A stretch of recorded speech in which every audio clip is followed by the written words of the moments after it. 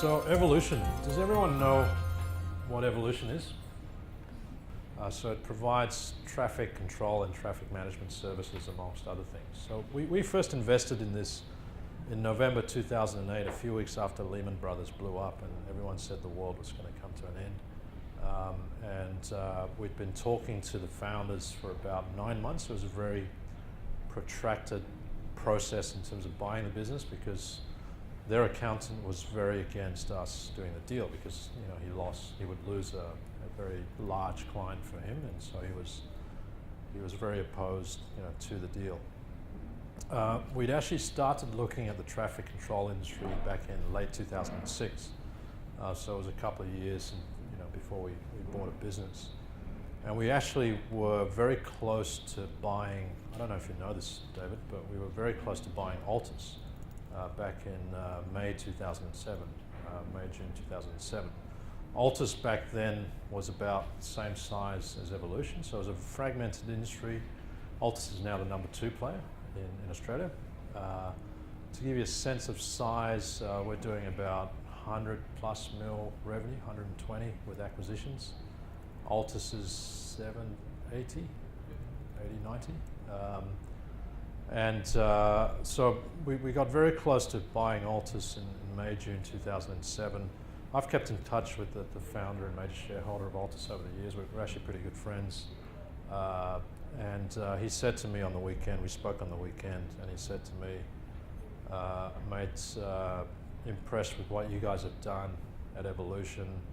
I made the wrong choice, in terms of PE firm, all those years ago, which was back in 07. And to me, that was the highest accolade, that we could get, I guess, in terms of a competitor saying that about what we've done here. My response to him was, no, you haven't made a mistake, because who knows how we would have worked, and being honest about it, Evolution being Queensland-based, Altus being Victoria-based, Evolution did have an advantage in terms of the tailwinds behind the infrastructure story back in 2008. This is pretty much the poster child investment that we've made to date on a number of counts. That being said, we've done some things right, but we've also done some things wrong. So I'm just going to very openly share that. So, as mentioned, we looked at the sector. We liked what we saw, which was in essence a trend towards outsourcing by governments. So, with respect to traffic control itself, it used to be an activity that the councils used to do. So, no private sector operators. Then what happened in Queensland in about early 2000s is councils started to push that out to the cops to do. And basically it was very expensive for them to do it, and they weren't doing it well. So then private sector operators came into being, and the outsourcing trend really started taking off around here. Again, there was an increasing focus on safety on the roads. There were a lot of lawsuits happening where the RTA in particular was getting sued left, right and centre for accidents attributable to improper traffic control practices. So one of the reasons they started outsourcing was to get that risk off the government's balance sheet. That being said, there are a number of ways you can play the road maintenance spread. You can buy sort of asphalt companies, but that's not a sector we wanted to get involved with.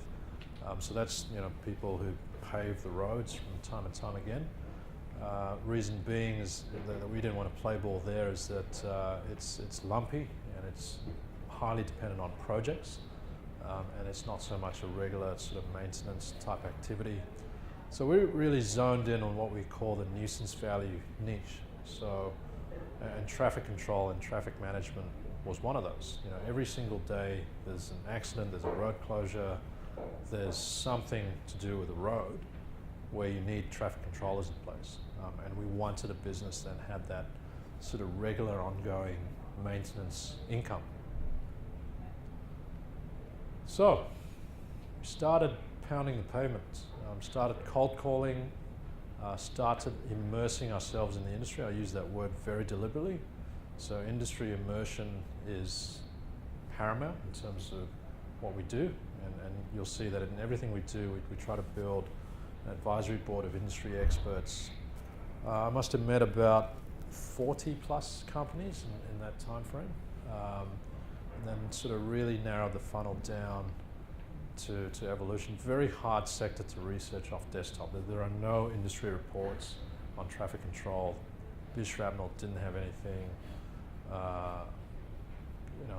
So this was really grassroots, pixelating. It wasn't attractive. How the hell do you make money off traffic control? This was another guy in Hong Kong, one of our investors. Why the hell do you invest in this type of stuff? Dealing with investors is fun. Side note. We looked beyond the superficial perception of the industry as a low barriers to entry, low margin labour hire in disguise type of business, and identified what's actually a very high return on invested capital opportunity with a lot of growth potential, and we zoned in on Evolution as our preferred company, and as I mentioned, spent 9 months initially wooing them to partner up with us. So I used to hang out in seedy pubs in North Brisbane with the two founders, and when they decided to go up market, we'd go to a coffee club in North Lakes and have dinner there. Brooke knows what it's like. Eventually, and I didn't turn up in suits to meet with them. I'd go in jeans and just a shirt. And so really try to blend into the industry to sort of, engage with them. So that culminated in us investing in November '08. Back then, Evolution had 4 depots, was only in Queensland, was only in traffic control, had 500 staff, mainly casuals. Revenue was 24 mil. EBITDA was 5.4 mil. They didn't record their safety LTIFRs, which was pretty shocking. And the days debtors was 72 days. So they would have, their growth rate in the period up to 2008 was about 40% year on year for the prior 3 years. I said to one of the founders, after I'd got to know them well, I said to him, "You're going to go broke in 9 months." And he said, "What do you mean?" And I said, this is going to kill you. And growth is a double-edged sword, like we talked about cash. Cash is king,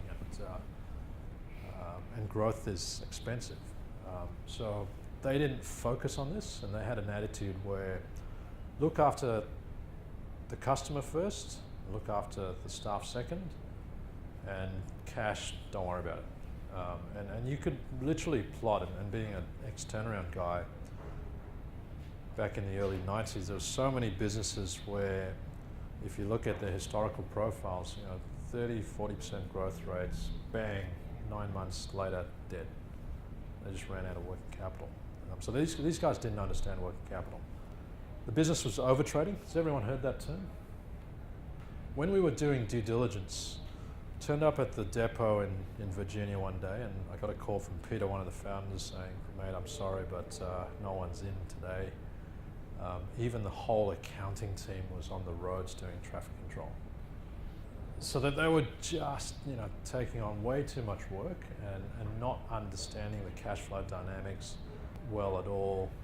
Peter's view, the founder's view, was finance and accounting, that's just admin. Back office systems, processes, and people were all totally subscale relative to the growth rate and the size of the business. There was no forecasting.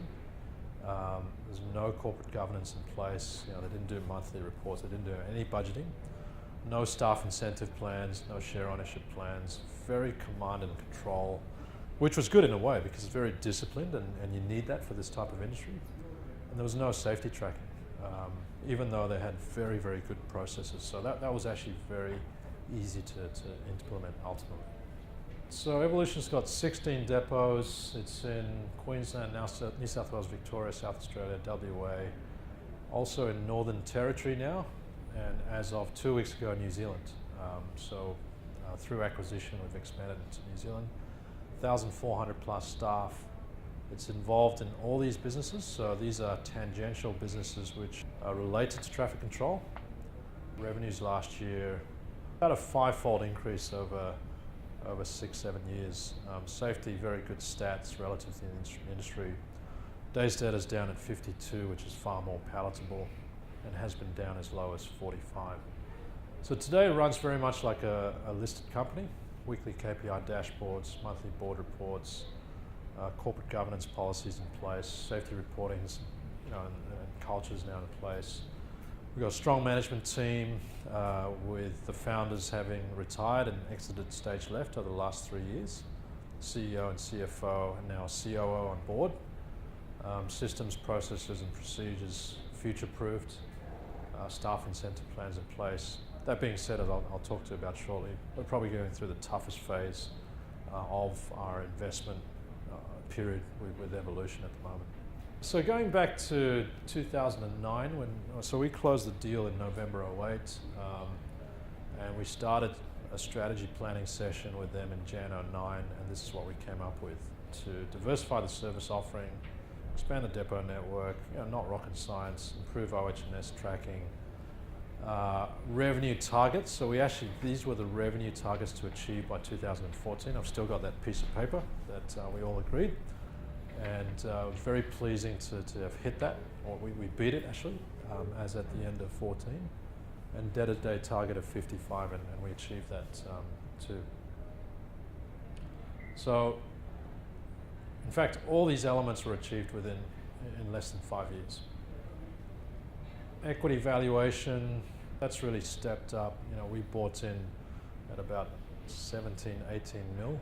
We're looking to potentially IPO at 175, 200 mil, and it's stepped up along the way. Revenue and profit growth have been significant, so up to the end of 14, about 24% per annum. And importantly, the business has a culture of consistently trying to beat budget. In the early days, the frustration was, why do we need budgets? So that took me about 6 months to battle with management in the right way, to convince them that yes, budgeting is a good thing. Actually it took me 3 months to convince them to hire a financial controller. The conversation with Peter Starlett went along these lines. Pete, we need a financial controller. What the F is that? He's this person that will look after your finances and be your defense. He's going to guard your defense. How much is it going to cost me? To get a good one, you're looking at about 150 to 175K. Why do we need this person? So that was a real battle to convince them that they needed one, and ultimately we did hire one. Always knew this guy that we hired would be there for part of the journey, not the whole journey. One of the big frustrations with him, and a lesson learned from me at the time, was that people have a mindset and a definition of what they consider excellent. So with this financial controller, very good guy, his definition of growth was 10% per annum. If you achieve 10% growth per annum, that was, in his mind, outstanding. And the reason why it was outstanding, he came from the media industry, which was going backwards. And so his previous business was punching out 4 or 5% growth per annum. To him, that was awesome relative to the rest of the industry. So his frame of reference for growth was 10%. So every time we had a budget discussion and tracked budget against budget, he would say, well, next year's looking fantastic. We've got 11% growth lined up. And I'm sitting there looking at him. I'm wasting my time here. That yes, he was fit for purpose for that size of business, but he wasn't fit for purpose as far as mentality for growth. And that sort of did hinder the business a little bit. Anyway, coming back to this, how were those sort of results achieved? 5 key things. So number one was new depots. So 12 new depots opened since 2008. Value-based pricing. So what we did was we changed the focus of the business from chasing what we call elephants, so large projects, to chasing what we call the fat tail. So these are, everyday customers that don't have procurement departments, that don't try and chisel you on, little bits of pricing. And we moved the needle up on pricing, so we actually increased our prices.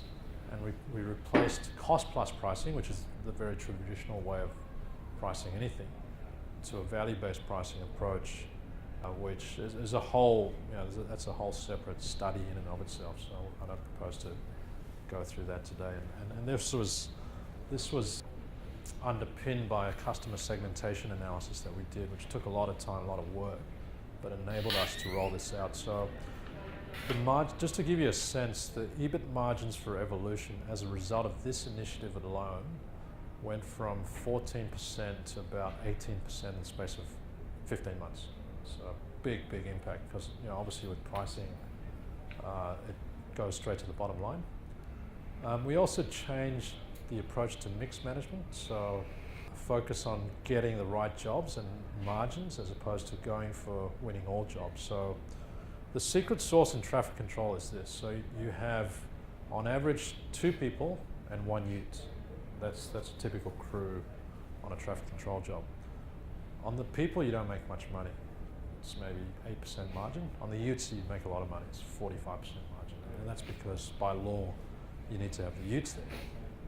So what we started doing was that we turned the thinking on its head in the business, where let's stop chasing jobs which are people intensive. So for example, when there's a game on at Suncorp where the Broncos are playing and you need traffic controllers, the ratio of people to utes in that type of job is maybe 8-1.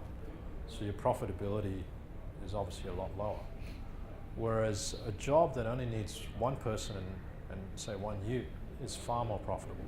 So we started letting competitors win the high labor content jobs, and we started focusing on the high equipment content jobs. Working capital management, put in place a dedicated accounts receivable person. So invoicing velocity and the cash conversion cycle went from 70 days, it was actually more like 80 days, down to about 48 days. And then we helped them to upgrade their enterprise resource planning system. So that was done twice in the 5 years because 2 systems broke because they grew too fast. And we helped negotiate the right deals and pick the right systems for them. And the finance and admin teams, thankfully, were beefed up significantly. All those are organic operational initiatives. We also embarked on a whole range of strategic bolt-ons. So these are the businesses that have been acquired in the last 6 months. Bolt-ons are becoming an increasing part of the growth dynamic, and we're buying at 3 to 4 times EBIT multiple, so pretty good prices. This is something, again, we've helped them to develop internally, the ability to onboard and integrate acquisitions quickly and effectively. So in a nutshell, we've been involved pretty heavily from day one. We've acted as board member. John's played counsellor a couple of times, or more than a couple of times during the years, to the 2 founders, who are brothers-in-law, by the way, and who, at least on 3 occasions during the time I've been involved in this thing, came close to physical blows, and at one stage completely fell out. And so, between John and myself, we were kind of the peacemakers. Funny that for a former defence minister. Interim management, I actually stepped in as hands-on CFO. We acted as management consultant, strategic management, strategic market expansion planning, pricing, procurement, supply chain optimization, blah, blah, blah. Trusted advisor / counsellor. We've helped them in terms of their own wealth planning. These are the founders who've since retired. So we helped them to stage their exit from the business. I think it's fair to say we can count them as friends nowadays, even though they're not in the business. That's not always the case with people you buy businesses from. And corporate advisor, helping them to sort of look at businesses to acquire. Our MO is to fight in the trenches alongside management when appropriate, and that really helps to build that trust and that engagement. We make it very clear in terms of the boundaries of what we do versus what they do. Sometimes we've had to step in. That's not preferred. to be frank, but we have the capacity to do that, and I think people who do that learn a lot as a result as well. I think it helps to make you a better investor too. So just going to some specific key moments, if you like. So 2009, business was growing at 30% plus per annum. People weren't coping, systems weren't coping, unable to honor client commitments, so customers were getting angry, high degree of operational frustration, cash bottlenecks, under-resourced finance and admin team, almost no visibility. So the visibility we were getting on the business, I was seriously saying to them, just give me your bank statements and your cash movements, and we'll just monitor you week by week that way until we get an FC in place. ERP systems not there. So this is some of the stuff we did. Helped them to recruit a financial controller, helped them to design an accounting team and a finance team in terms of how that should look. Helped with the ERP system, as I mentioned. We encouraged them to make significant OPEX investments. So when we bought them, they were doing about 23, 24% EBIT margins, and we came to the view that was too high. So we came to that view during due diligence that they weren't investing enough in the defense. So we actually took EBITDA margins down by over 400 basis points as a result of this, but that was built back up in 2 years. Improved working capital management process. Mistake made in hindsight here was we didn't focus enough on changing the sales architecture. So the business was very complacent in that it didn't need to hunt for new work. There's just so much work out there. And when you get into that zone, I've been through this before with rule bursts, where work comes to you for a period of time, but that doesn't last. You've actually got to build an architecture that actually goes out and hunts and chases work. This business didn't have that because it didn't need it. And that's something I certainly should have pressed as hard on as I did on the finance side. So that was a big lesson learned there. And we're feeling the effects of not doing that today. So it has a consequence further down the track. And again in 2011, so at this stage the business was experiencing 40 to 50% growth rates and had a mentality which was good in a way that it wanted to take on every job possible. That's when we started to change the revenue mix, change the focus to value-based pricing, change some of the people, as in the people that had helped the business up to this point couldn't cope with the next level of growth. So that's when we signed up for a hands-on role. Again, we had the opportunity here to really press on the sales architecture initiative. Didn't do it. In 2004, it's a very challenging environment. The political volatility, particularly in Queensland, has hurt the business in terms of outlook, and it's an industry-wide thing. Changed a few things, including the CEO. That's always difficult to change a CEO when ostensibly they've done a good job for the prior 3 years. But as I mentioned before, history is history. You can't rest on your laurels. I did this in Ruleburst as well. So when Ruleburst delivered 2 years of 100% plus growth and beat budget, and I go to the board and chairman, Max Walsh at the time, and say, we really need to replace the CEO. He's looking at me, are you nuts? And that took me 9 months, and that hurt the business. So in 2007, the year after, because we didn't make that change quickly enough, business flatlined. And then that again was a sales architecture issue. The CEO, great technologist, but not a salesperson at all. So we replaced him with a sales-orientated guy.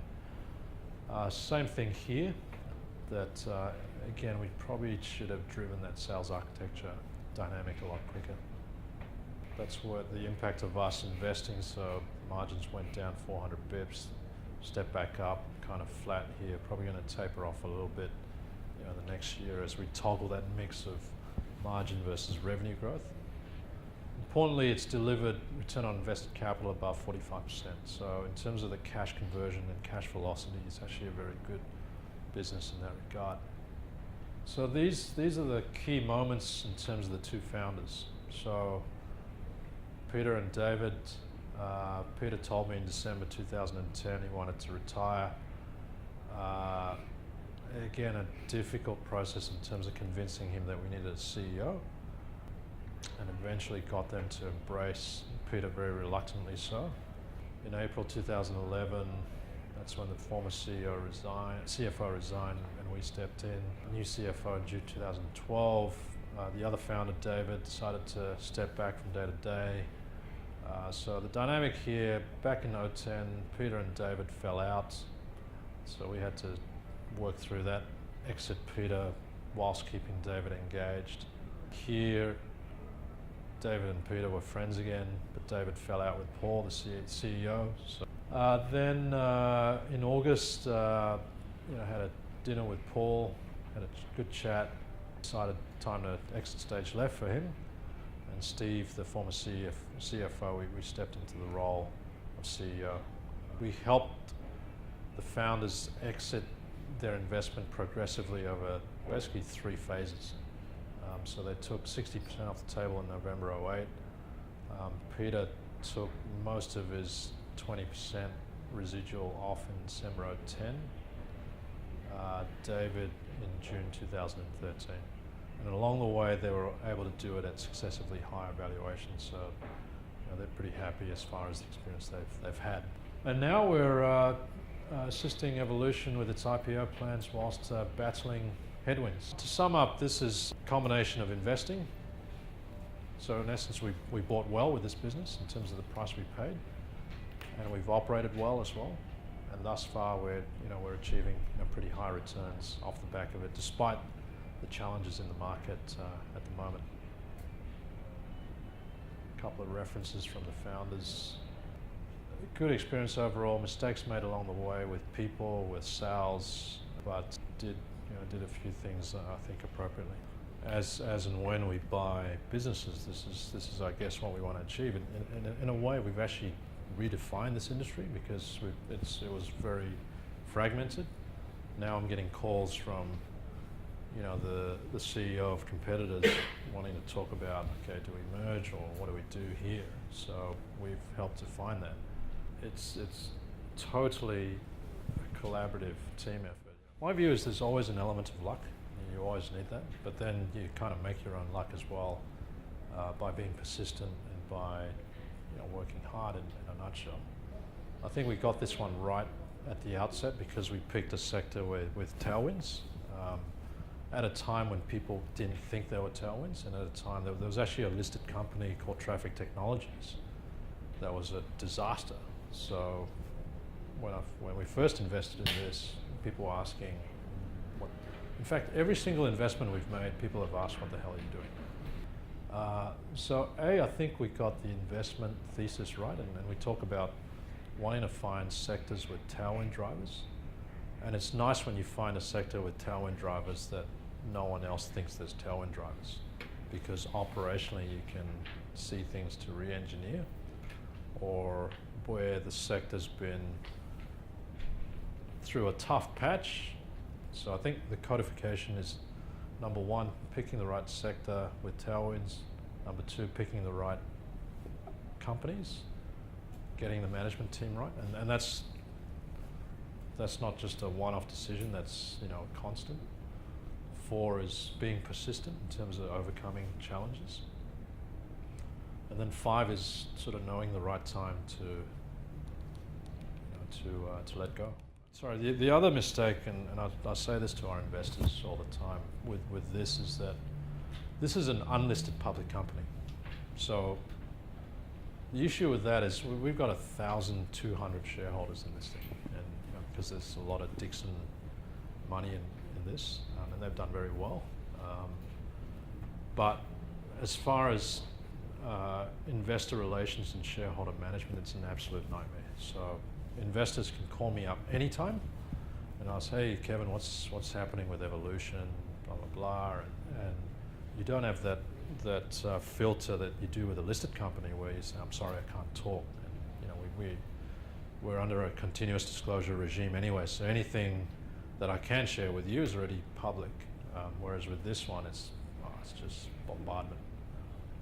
And then I have to play broker as well. So if they want to sell their shares, who do they call? Me. So there's a lot of time wasted in that. So I've said openly to our investors, we'll never do another unlisted public company structure like this anymore. But then again, that's the transition I mentioned before, from the fund to Arowana Partners Group to now AWN. Okay, thanks all.